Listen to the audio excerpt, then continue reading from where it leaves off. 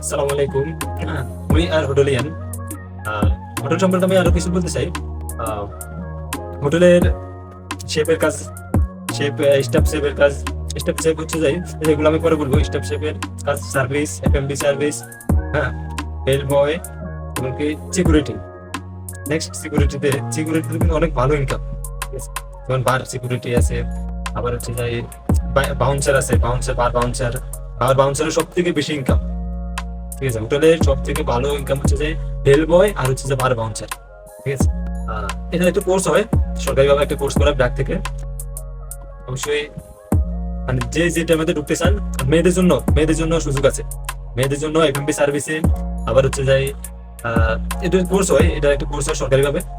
মেয়েরাও সুযোগ আছে মেয়েদের হোটেল লাইনে চাকরি করার। আর ঢাকার মেয়েরা তো অনেক মানে এভেলেবেল করতেছে এটা।